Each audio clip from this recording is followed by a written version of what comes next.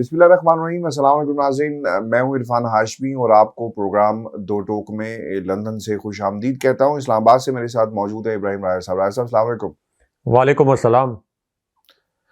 راجہ صاحب، 3 خبریں جس پر ہم تفصیل سے بات کریں گے۔ پہلی خبر عمران خان صاحب کے حوالے سے عدالت سے کیا آئی ہے، اور پھر اڈیالہ جیل سے بھی ہمارے پاس ایک خبر ہے جسے پروگرام میں شامل کریں گے، اور پھر پاکستان تحریک انصاف اور اسٹیبلشمنٹ کے درمیان رابطے کی ایک خبر ہے، اور یہ رابطہ کیسے ممکن ہوا، کون گرنٹور ہے، میڈیشن کا کون کام کر رہا ہے، اس کی تفصیل بھی آج کی اس نشست میں شامل کریں گے۔ راجہ صاحب، پاکستان تحریک انصاف نے کیا دیر کر دی ہے، یہ ایک بنیادی سوال ہے اسٹیبلشمنٹ سے رابطے کے حوالے سے۔ میں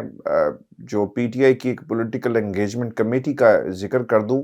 جو بنائی گئی ہے، اور اس کا بنیادی مقصد پاکستان کی سیاسی جماعتوں کو اور اسٹیبلشمنٹ کو اکٹھے یعنی ایک میز پر بٹھانا تھا، اور پاکستان تحریک انصاف یہ چاہتی ہے کہ ان سے کسی طرح معاملات جو ہیں وہ آگے بڑھائے جا سکے۔ راجہ صاحب، ایسا لگتا ہے کہ چیزیں آگے بڑھ نہیں رہی، اب وہ رک گئی ہیں۔ پاکستان تحریک انصاف نے اب دیر کی ہے یا کیا، اس کا جائزہ ہم لیں گے، لیکن پولیٹیکل انگیجمنٹ کمیٹی، اس سے پہلے جو مفاہمتی کمیٹی بنائی گئی تھی، اسے لیڈ کر رہے تھے اسد قیصر صاحب۔ اسد قیصر صاحب فضل الرحمان صاحب سے ملنے گئے، اور ہم نے وہ ویژولز بھی دیکھے جس پہ علی محمد خان صاحب جو ہیں وہ فضل الرحمان کے پیچھے نماز پڑھ رہے تھے۔ انہوں نے کہا جی کہ یہ سیاسی امامت جو ہے نا، اسے مت سمجھا جائے، نماز ہم نے صرف پڑھی ہے۔ اب اس کے بعد اب دوبارہ پولیٹیکل انگیجمنٹ کمیٹی کا ذکر جو ہے وہ ہوا ہے۔ اب علی ظفر صاحب اسے لیڈ کر رہے ہیں۔ علی ظفر صاحب سے ایک گفتگو ہوئی ہے، اس کے کچھ نکات جو ہے میں پروگرام میں اپنے سننے والوں کے سامنے رکھ دوں۔ سوال یہ ہوا کہ کیا political engagement committee Imran Khan صاحب کی اجازت اور خواہش سے بنی، یہ سوال کیا گیا تھا بیرسٹر علی ظفر سے، جس پر وہ یہ کہتے ہیں کہ جی ہاں، بالکل ان کی ہدایات کی روشنی میں کمیٹی کا قیام عمل میں لایا گیا۔ اور کمیٹی جو دوسرا سوال کیا گیا کہ کیا کمیٹی نون لیگ اور پیپلز پارٹی اور دیگر سیاسی جماعتوں سے بات چیت کرے گی، اس پر وہ یہ کہتے ہیں کہ بالکل تمام سیاسی جماعتوں اور اداروں کے ساتھ بات چیت کرنے کے لیے ہم تیار ہیں۔ کمیٹی کا مقصد سیاسی اتحاد کی بجائے لیول پلینگ فیلڈ کا حصول ہے۔ کیا دھچکا لگا ہوا ہے راجہ صاحب سیاسی جماعتوں کو، اگر آپ ان سے جب آپ گفتگو کرتے ہیں لیول پلینگ فیلڈ کی بات، چونکہ آپ کو یاد ہوگا اس وقت یہ کہا گیا تھا کہ یہ سیاسی اتحاد کی بات ہے، انتخابی اتحاد کی بات نہیں، ہم تمام سیاسی جماعتوں سے میدان میں مقابلہ کریں گے۔ پاکستان تحریک انصاف کا یہ موقف تھا۔ اب سیاسی اتحاد کے لیے لیول پلینگ فیلڈ کی بات تو سمجھ میں آتی ہے، لیکن راجہ صاحب سیاسی جماعتیں، میرا خیال ہے کہ، اور آپ اس سے ایگری بھی کریں گے کہ اس سیٹ اپ کے اندر اب بالکل بے معنی ہو چکی ہیں۔ آپ کی گفتگو جب تک پاکستان کی اسٹیبلشمنٹ سے نہیں ہوگی، بات آگے نہیں بڑھے گی۔ خان صاحب نے، یہ ان دنوں کی بات ہے جب انہیں گرفتار نہیں کیا گیا تھا، تو وہ یہ کہتے رہے کہ میں بات کرنا چاہتا ہوں، میں راستے کھولنا چاہتا ہوں، لیکن کوئی ہمارے سے بات کرنے کو تیار نہیں ہے۔ اب یہ جو انگیجمنٹ کمیٹی عمران خان کی اجازت سے بنائی گئی ہے، علی ظفر اسے لیڈ کر رہے ہیں، آپ کو لگتا ہے کہ یہ کچھ ہوگا یا نہیں ہوگا؟ چونکہ مجھے تھوڑی سی حیرانگی بھی ہوئی، کیونکہ جو گوہر خان صاحب ہیں پاکستان تحریک انصاف، بیرسٹر گوہر، انہوں نے ایک ٹی وی انٹرویو میں بیٹھ کر یہ بات کہی ہے کہ جناب ہم جو اسٹیبلشمنٹ ہے، یعنی پی ٹی آئی کا جو اگلا بیانیہ جو ہوگا وہ اسٹیبلشمنٹ بامقابلہ جمہوریت ہوگا۔ پھر رؤف حسن صاحب آئے، انہوں نے کہا کہ نہیں ایسی بات نہیں ہے، اور ہم اینٹی اسٹیبلشمنٹ بیانیہ نہیں بنانا چاہتے۔ آپ کو لگتا ہے کہ یہ گڈ کاپ بیڈ کاپ کھیل رہے ہیں، اور یہ پالیسی کیا صحیح ہوگی ایسے موقع پر جب عمران خان اندر، شاہ محمود قریشی صاحب اندر ہیں، پھر پرویز الہی صاحب اندر ہیں، تمام لوگ اندر ہیں، قیادت ساری کی ساری سیکنڈ ٹیئر جو ہے وہ بھاگ گیا، تتر بتر ہو گیا، مفرور ہو گیا، فرار ہو گیا۔ ان حالات میں یہ اس قسم کا بیانیہ تحریک انصاف کو چلانا چاہیے؟ رائے صاحب دیکھیں ہاشمی صاحب، اس کے اندر 2 بڑی خبریں چھپی ہیں اور ایک بڑا دلچسپ واقعہ بھی ہے۔ ایک تو کیا تحریک انصاف نے اسٹیبلشمنٹ سے مذاکرات میں دیر کر دی؟ اس کا جواب یہ ہے کہ تحریک انصاف نے اسٹیبلشمنٹ سے مذاکرات سے کب انکار کیا تھا؟ تحریک انصاف اور اسٹیبلشمنٹ کے درمیان جو دوریاں پیدا ہونا شروع ہوئی تھیں اس کی ذمہ داری کس پر ہے؟ اس کی ذمہ داری تو جناب باجوہ پر ہے۔ عمران خان صاحب کی حکومت کس نے گرائی تھی؟ عمران خان صاحب کی حکومت گرانے کے متعلق اب اعترافی بیان اختر مینگل صاحب کا، مصطفیٰ نواز کھوکھر کا، آصف علی زرداری کا اور پی ڈی ایم میں ANP جو ان کی مرکزی اتحادی جماعت ہے، تو ان سب نے کنفیشن کر لیا ہے کہ جناب باجوہ نے ہمیں استعمال کیا تھا اور جناب باجوہ کی اسٹیبلشمنٹ نے ہمیں استعمال کیا اور عمران خان صاحب کی حکومت ہم نے غیر قانونی طور پر گرائی۔ تو عمران خان صاحب کے پاس کیا آپشن تھا؟ ایک تو عمران خان صاحب کی حکومت جناب باجوہ نے گرا دی، اس کے بعد تحریک انصاف کے رہنماؤں کو اغوا کیا جانے لگا۔ جناب باجوہ کے دور میں شہباز گل اغوا ہوئے، اعظم سواتی اغوا ہوئے، اعظم سواتی کی اہلیہ کی ایک نامناسب ویڈیو بھی بنا لی گئی ان کی پرائیویسی کو انویڈ کر کے۔ تو یہ جو کچھ تحریک انصاف پر جبر ہوا یہ تو اس وقت شروع ہوا جب جناب باجوہ نے رجیم چینج آپریشن کر کے اپنے ایک فرنٹ مین اور اپنے سمدھی کے فرنٹ مین یعنی ملک احمد خان کے ذریعے رجیم چینج آپریشن کاروباری مقاصد کے لیے کیا۔ کیونکہ صابر مٹھو کے متعلق تو آپ کو پتہ ہے کہ ایک بڑی دلچسپ سٹوری آئی ہے، بڑے مزے کی سٹوری، کہ صابر مٹھو جو ہیں جو کہ جناب باجوہ کے سمدھی ہیں، یہ کاروباری شخصیت تو تھے، یہ جب جناب باجوہ کے سمدھی نہیں بنے تھے اس سے پہلے بھی کاروباری شخصیت تھے، لیکن ایک درمیانے سے درجے کے یا آپ کہہ لیں کہ تیسرے درجے کی یہ کاروباری شخصیت تھے۔ لیکن جناب باجوہ کے سمدھی بننے کے بعد ان کی آف شور کمپنیز بن گئیں، اس کے بعد ان کے بیرون ملک بزنس بن گئے، بہت بڑا کاروبار بن گیا۔ FIA کو یہ شواہد مل گئے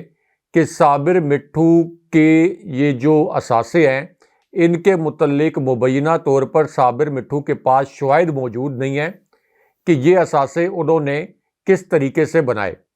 اب FIA نے ایک نوٹس جاری کیا اور بڑا زبردست نوٹس تھا، کیونکہ اس کے اندر لکھا گیا، بڑا سخت تحریر تھی، یہ لکھا گیا کہ جو آپ نے بیرون ملک ایئرپورٹس پر کرنسی ڈکلیئر کی، جو آپ کی شیل کمپنیز ہیں، جو آپ کی آف شور کمپنیز ہیں، ان کا تمام ریکارڈ ساتھ لے کر آئیں اور ہمیں بتائیں کہ آپ کے یہ جو اثاثے ہیں ان کے لیے ذرائع آمدن کیا تھے۔ تو اس کا مطلب یہ ہے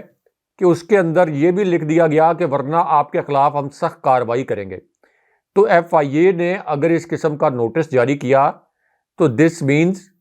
کہ FIA کے پاس بڑے تگڑے شواہد موجود ہوں گے، ورنہ اتنی سخت لینگویج FIA کے نوٹس میں نہ ہوتی۔ لیکن اس کے بعد ایک اور بڑا کرشمہ ہو گیا، اور وہ کرشمہ یہ تھا کہ 2-3 دن کے بعد ہی FIA نے، ہمارے ذرائع نے اس کی تصدیق بھی کی، بڑی خاموشی کے ساتھ اس انکوائری کو شروع ہونے سے پہلے ہی بند کر دیا اور صابر مٹھو نے FIA میں پیش ہونے سے انکار کیا اور وہاں جا کر انہوں نے کسی قسم کی وضاحت نہیں دی۔ اور جناب باجوہ جنہوں نے یہ کہا تھا کہ میرے اثاثوں کے متعلق احمد نورانی نے جو سٹوری کی ہے میں تھرڈ پارٹی سے آڈٹ کروا کے یہ اپنے اثاثوں کے متعلق تفصیلات قوم کے سامنے لاؤں گا، آج تک جناب باجوہ یہ تفصیلات سامنے نہیں لے کے آئے۔ تو اس وقت ملک احمد خان، علیم خان صاحب، اسی طرح جناب باجوہ اور صابر مٹھو، ان سب کے مشترکہ مقاصد تھے۔ علیم خان صاحب پنجاب کے وزیر اعلیٰ بننا چاہتے تھے اور انہوں نے یہ جو ان کی Park View Society, housing society Islamabad میں، یہاں جناب باجوہ کے سسر کو بھی ایک عالی شان گھر لے کر دیا۔ یعنی جناب باجوہ نے جہاں جہاں سے وہ مالی فائدہ اٹھا سکتے تھے انہوں نے فائدہ اٹھایا۔ اب اس پوری صورتحال میں یہ مالی اور کاروباری مفادات کے لیے اور کاروباری فائدے اٹھانے کے لیے جب عمران خان صاحب کی حکومت گرائی گئی، اس کے بعد تحریک انصاف کو ایک جبر کا سامنا بھی کرنا پڑا۔ اس کے باوجود عمران خان صاحب کو یہ پتہ تھا کہ اگر اسٹیبلشمنٹ کے خلاف وہ تحریک چلائیں گے تو پرابیبلی کہیں ایسا نہ ہو کہ ادارے کی اوور آل مورائل کے اوپر کوئی فرق پڑے۔ اس وقت بھی عمران خان صاحب نے مذاکرات کی ایک کوشش کی، صدر عارف الوی نے جناب باجوہ اور عمران خان صاحب کی 2 ملاقاتیں بھی کروائیں، لیکن جناب باجوہ چونکہ اس وقت تک ڈیل کر چکے ہوئے تھے شریف خاندان سے اپنے کاروباری اور مالی معاملات کے لیے۔ اس وجہ سے جناب باجوہ نے عمران خان صاحب کو مکمل اندھیرے میں رکھا۔ تو عمران خان صاحب نے تو کسی بھی وقت پر اسٹیبلشمنٹ سے مذاکرات سے انکار نہیں کیا۔ جب جناب عاصم منیر نے آرمی چیف کا عہدہ سنبھالا تو ان کے ساتھ بات چیت کے لیے بھی، یعنی یہ ہم صحافیوں کو خاص طور پر اسلام آباد میں جو صحافت کرتے ہیں انہیں معلوم ہے کہ عمران خان صاحب نے army chief general Asim Munir کو بھی 2-3 مرتبہ مختلف شخصیات کے ذریعے یہ پیغامات پہنچائے کہ ہم یہ چاہتے ہیں کہ اسٹیبلشمنٹ اور پاکستان کی سب سے بڑی جماعت کے درمیان کسی قسم کی غلط فہمیاں نہ ہوں۔ اگر اسٹیبلشمنٹ کو ہمارے متعلق کوئی غلط فہمی ہے اور ہمیں اسٹیبلشمنٹ کے متعلق کوئی غلط فہمی ہے، اسٹیبلشمنٹ اگر ایسا سمجھتی ہے تو ہم اس پر بات چیت کے لیے تیار ہیں۔ اب وہ بات چیت کوئی عمران خان صاحب یہ نہیں کہہ رہے تھے کہ army chief general Asim Munir Imran Khan صاحب سے کوئی 1-on-1 ملاقات کریں اور اس کے بعد شہباز شریف کی جعلی حکومت ہی صحیح کہ اس کو چلتا کریں، بلکہ اس کا مقصد یہ تھا کہ ایک گرینڈ سیاسی ڈائلاگ شروع کیا جائے۔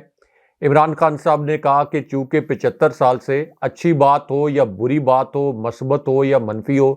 اسٹیبلشمنٹ کا ایک اثر و رسوخ پاکستان کی سیاست پر ہے، اس لیے اسٹیبلشمنٹ پس منظر میں رہ کر اس سیاسی ڈائلاگ کی حمایت کرے اور اگلے الیکشن کو بروقت اور فری اینڈ فیئر بنانے کے لیے ایک مذاکراتی عمل شروع کیا جائے۔ لیکن عمران خان صاحب کی جانب سے کبھی بھی ایسا نہیں ہوا کہ اسٹیبلشمنٹ کے متعلق یہ کہا جائے کہ اسٹیبلشمنٹ سے میں نے مذاکرات نہیں کرنے۔ اب اس کے اندر ایک اور اہم نقطہ یہ ہے کہ عمران خان صاحب کے 2-3 ویڈیوز ہیں جو کہ اس وقت عمران خان صاحب جناب باجوہ کے متعلق جب لوگوں کو بتا رہے تھے، اس وقت بھی عمران خان صاحب کہہ رہے تھے، بار بار انہوں نے کہا کہ کوئی بھی لیڈر اپنی فوج کے خلاف جنگ نہیں لڑ سکتا۔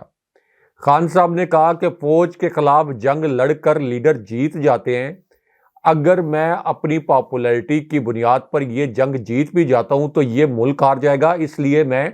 سوچ بھی نہیں سکتا کہ میں فوج کے خلاف اور ادارے کے خلاف اپنی تحریک کا رخ موڑوں گا۔ یہ تو شریف خاندان نے تاثر بنایا اور بالکل پارلیمنٹ کے فلور پہ کھڑے ہو کے شہباز شریف نے بار بار کہا کہ army chief general Asim Munir اور فوج عمران خان کے فتنے کا خاتمہ کر رہے ہیں اور ہم اسٹیبلشمنٹ کے ساتھ ہیں۔ اس کا مطلب یہ ہے کہ شریف خاندان یہ تاثر بناتا رہا کہ عمران خان صاحب کے خلاف جو کچھ ہو رہا ہے یہ اس وقت اسٹیبلشمنٹ کر رہی ہے۔ اب آ جائیں کہ کیا army chief general Asim Munir, فوجی قیادت اور عمران خان صاحب یا تحریک انصاف کے درمیان مذاکرات ہونے چاہیے یا نہیں ہونے چاہیے، اور اس سے جڑا ایک دلچسپ واقعہ بھی۔ ایک تو ہاشمی صاحب آپ یہ دیکھیں کہ اس وقت پاکستان کی سب سے بڑی اور سب سے مقبول جماعت، جو کہ اب تو ڈیجیٹل سروے ایک اور بھی جو کامران خان صاحب نے اپنے ٹویٹر ہینڈل پر کروایا، ملینز میں ان کے فالورز ہیں، اس کے اندر بھی جو انہوں نے سروے کروایا کہ عمران خان صاحب کی پارٹی کو آپ ووٹ دیں گے، تحریک انصاف کو، آصف زرداری کی پیپلز پارٹی کو ووٹ دیں گے، نون لیگ کے نواز شریف کی نون لیگ کو ووٹ دیں گے، تو اس میں 74% ووٹ جو ہیں، جو کہ ہم ایگزیکٹلی یہ فگر کوٹ بھی کرتے رہے ہیں، تو 74% لوگوں نے یہ کہا کہ ہم عمران خان صاحب کو ووٹ دیں گے۔ دوسری جانب فوج کے اپنے انٹرنل سرویز بھی ہوتے ہیں، جب بھی الیکشن ہوتا ہے فوج انٹرنل سرویز کے ذریعے یہ جانچنے کی کوشش کرتی ہے کہ جس پارٹی کو وہ اقتدار میں لانا چاہتی ہے، یہ 75 سال سے ہو رہا ہے، تو اس کا کیا پوٹینشل ہے۔ تو ظاہر ہے کہ فوج کے پاس بھی ساری معلومات ہوں گی، سارے سرویز کے نتائج ہوں گے۔ اس کے بعد فوج کو یہ بھی دیکھنا ہے، عام طور پر اسٹیبلشمنٹ یہ بھی دیکھے گی یا دیکھنا چاہیے، یا اس کو آپ کہہ لیں کہ اس اینگل پر غور کرنا چاہیے کہ عمران خان صاحب کا جو دور حکومت تھا 3.5 سال کا، اس کے دوران ملک آگے گیا یا پیچھے گیا۔ 3.5 سال میں 6% کا گروتھ ریٹ، 5.97% گروتھ ریٹ حاصل کیا عمران خان صاحب کی حکومت نے۔ کرپشن کا کوئی کیس نہیں ہے، کوئی سکیم نہیں ہے، کوئی جس طریقے کے شریف خاندان کے خلاف عالمی سطح پر سکیم آئے ہیں کرپشن کے، اس قسم کا کوئی سکیم نہیں ہے۔ اور سب سے بڑی بات یہ کہ فوج ہمیشہ طاقت حاصل کرتی ہے عوام سے۔ خود army chief general Asim Munir نے اور اسی طرح ڈی جی ISPR نے بڑی زبردست بات کی تھی کہ عوام کی طاقت کے بغیر کوئی بھی ادارہ، کوئی بھی دنیا کی فوج جو ہے وہ مضبوط اور توانا نہیں ہو سکتی۔ تو اس وقت عمران خان صاحب کے ساتھ پاکستان کے عوام کھڑے ہیں، لوگ عمران خان صاحب کے ساتھ کھڑے ہیں، تو آبویسلی اگر اس طرح کا تاثر شریف خاندان بار بار بنائے گا کہ اسٹیبلشمنٹ اور عمران خان صاحب دو مخالف سمتوں میں کھڑے ہیں، تو اس سے اسٹیبلشمنٹ کی جو اسٹرینتھ ہے وہ کمزور ہوگی، ان کی جو قوت ہے وہ کمزور ہوگی۔ تو اسٹیبلشمنٹ کو کیا سوٹ کرتا ہے؟ اسٹیبلشمنٹ کو تو یہی سوٹ کرتا ہے کہ ایک فری اینڈ فیئر الیکشن ہو، مکمل طور پر وہ امپارشل ہو جائے،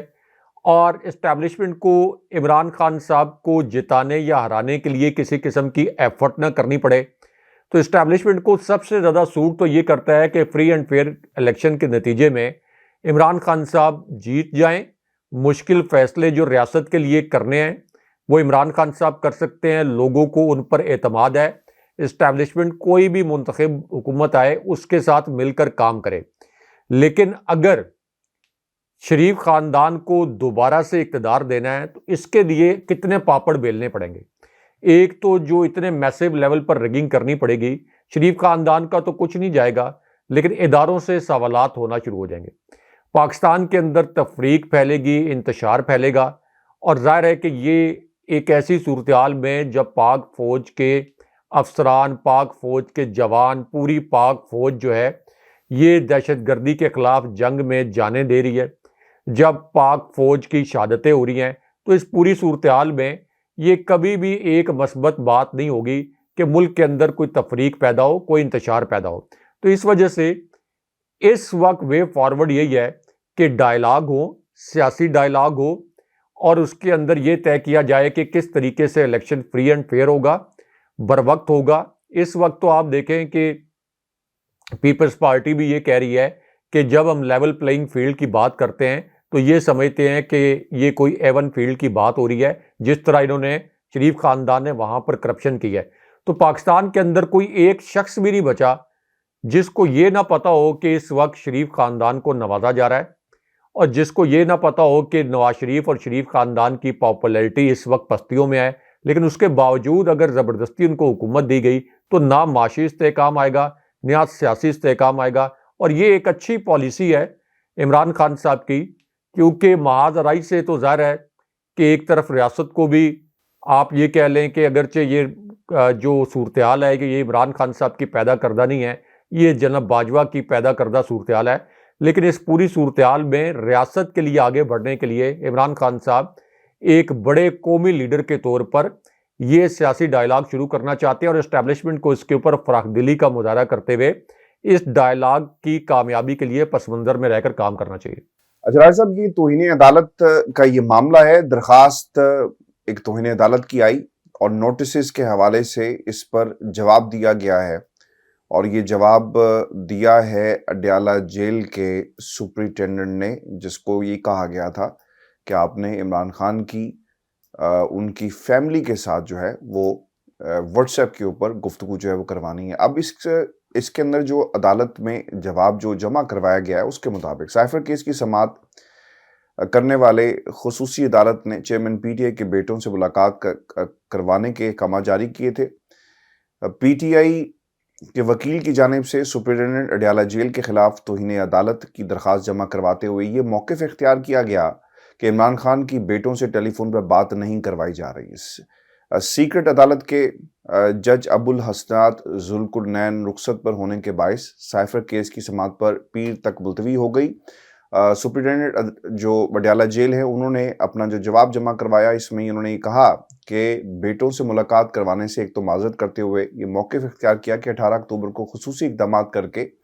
ان کی بیٹوں سے بات کروائی گئی، تاہم واٹس ایپ پر بیرون ملک مستقل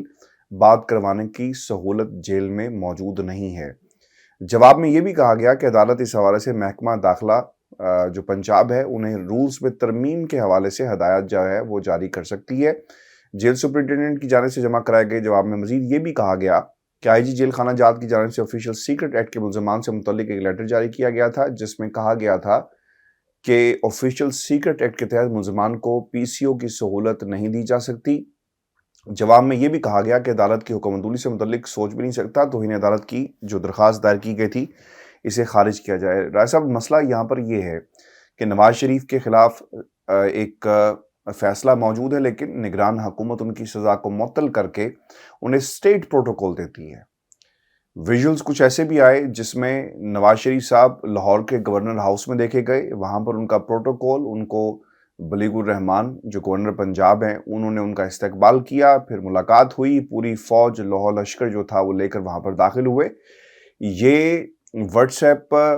کے جو رولز تھے، یعنی جو پی سی او کے جو رولز ہیں 1978 غالباً، اف آئی ایم رانگ تو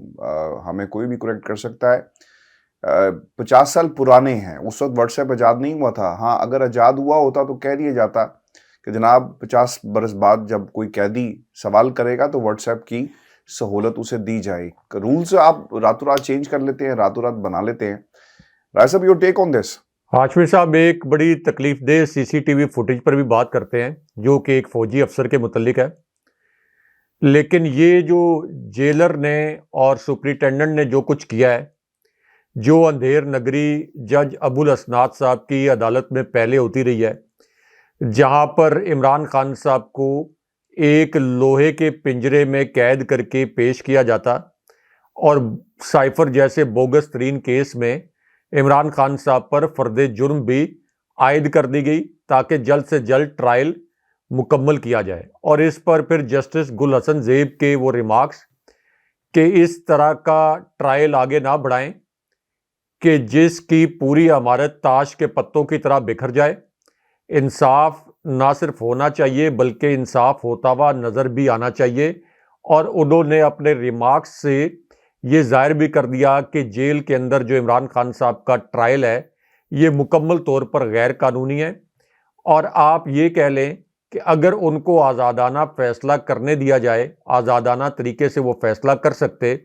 تو اب تک یہ جو جیل کے اندر عمران خان صاحب کا جعلی ٹرائل ہے یہ اب تک ختم ہو چکا ہوتا۔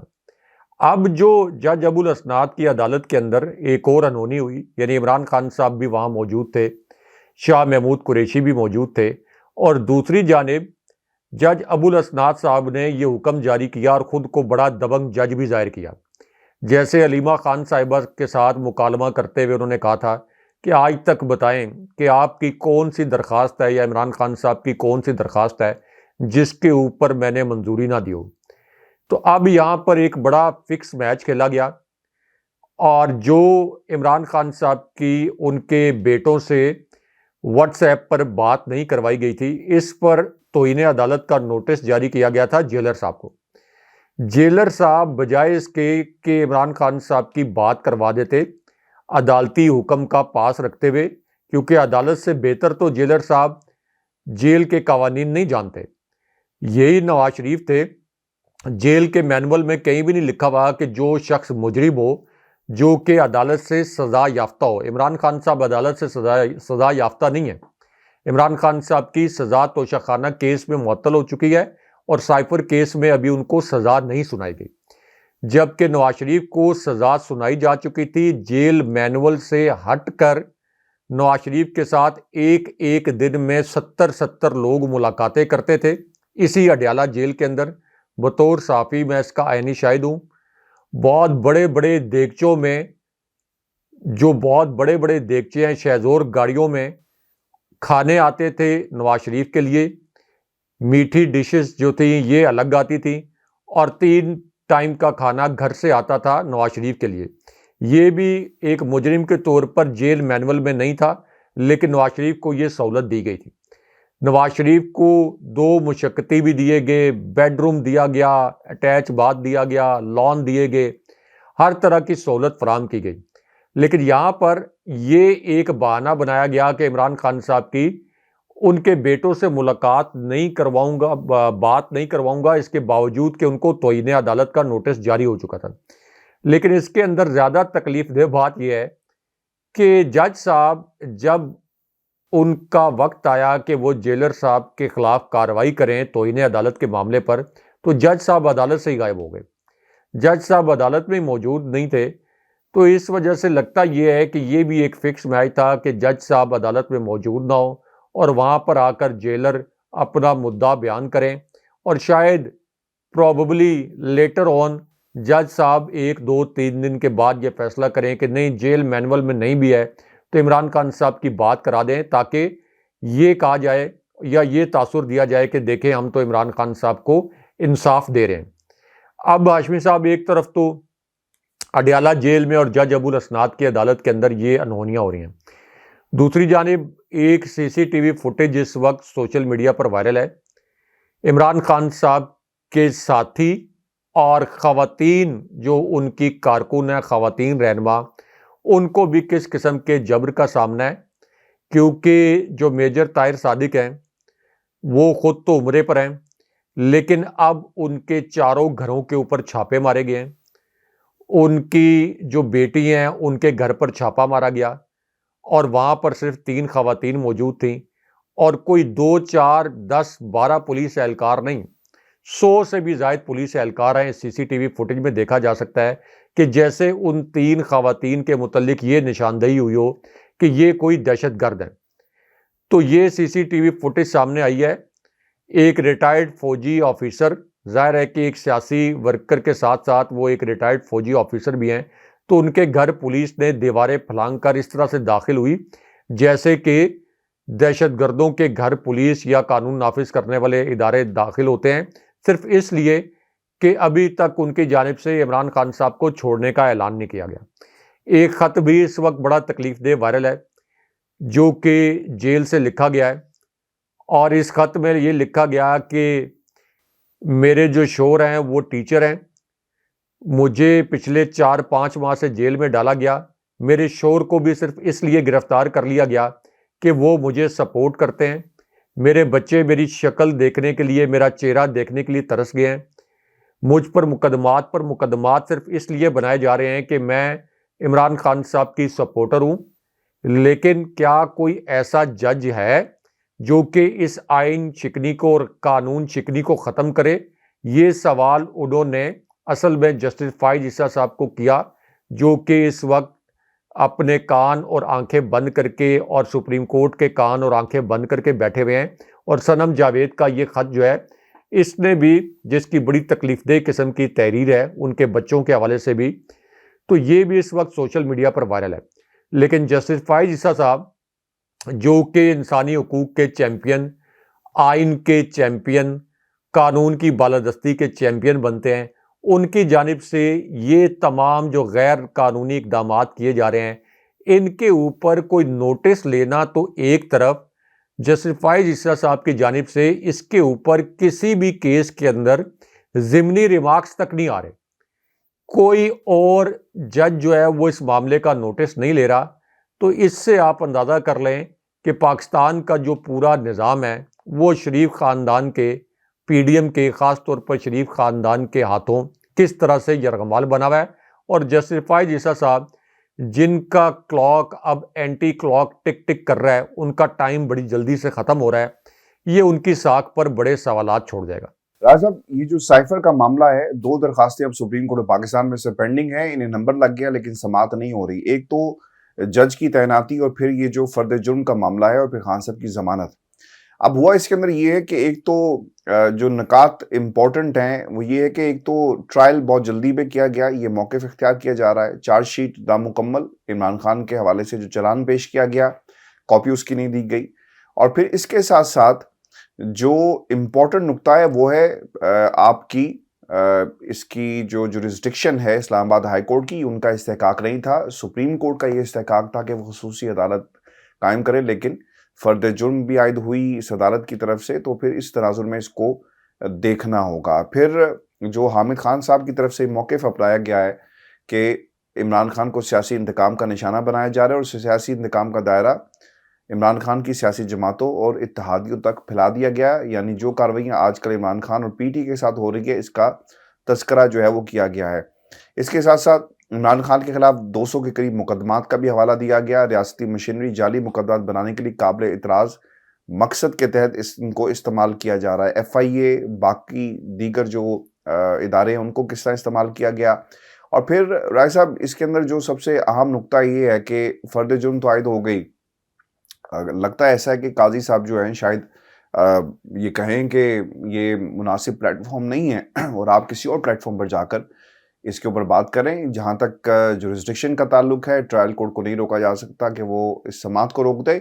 مجھے لگتا یہ ہے کہ یہ فیصلہ اس قسم کا اس عدالت سے آئے گا. رائے صاحب یور ٹیک. دیکھیں عاشور صاحب، ایک تو حامد خان صاحب جو ہیں وہ اس پائے کے وکیل ہیں کہ سپریم کورٹ ہو، دیگر اعلیٰ عدالتیں، بہت بڑے بڑے کیسز میں وہ عدالتی معاون بھی رہے ہیں. اس سے اندازہ لگایا جا سکتا ہے کہ حامد خان صاحب کی وکالت کا جو ایک لیول ہے اور حامد خان صاحب کا جو وکالت کے متعلق یا مقدمات کے متعلق جو ایک نالج ہے وہ کتنا زیادہ ہے. اب ایک ایسی صورتحال میں جب سائفر کیس کی جو ضمانت کی درخواست دائر کی گئی تھی، اسی طرح جو عمران خان صاحب پر فرد جرم عائد کی گئی اس کے خلاف بھی ایک استدعا، اور خاص طور پر سائفر کیس میں عمران خان صاحب کی ضمانت کے لیے سپریم کورٹ میں جو درخواست دائر کی گئی، اس کے اوپر اب باقاعدہ ایک نمبر الاٹ ہو گیا ہے، باقاعدہ مارکنگ کر دی گئی ہے. اب ایک طرف جب یہ مارکنگ بھی ہو گئی ہے تو پھر آخر اس کی سماعت میں تاخیر کیوں کی جا رہی ہے؟ یعنی کس چیز کا انتظار کیا جا رہا ہے، اور کیوں سائفر کیس میں جو عمران خان صاحب پاکستان کے سب سے بڑے اور سب سے مقبول لیڈر ہیں، ان کی ضمانت کا کیس سننے سے سپریم کورٹ کیوں ڈر رہی ہے؟ اب اس کے اندر ایک اور بڑی دلچسپ بات یہ ہے، وہ یہ ہے کہ یہ کیس چلیں کتنے دن تک جسٹس فائز عیسیٰ فکس نہیں کریں گے، لیکن جب یہ فکس کریں گے تو سب سے اہم بات یہ ہوگی کہ اس کے اوپر کس قسم کا بینچ تشکیل دیا جاتا ہے. کیا ایک ایسا بینچ تشکیل دیا جاتا ہے جس کے اندر سارے جج صاحبان ایسے ہوں گے جن کے متعلق تاثر ہے کہ وہ عمران خان صاحب کے خلاف اور پی ڈی ایم کے حق میں اپنا ذہن ظاہر کر چکے ہیں، جیسے جسٹس منصور علی شاہ یا جسٹس جمال مندوخیل، یا یہ بینچ میرٹ پر بنے گا؟ یہ ایک دیکھنے والی بات ہوگی.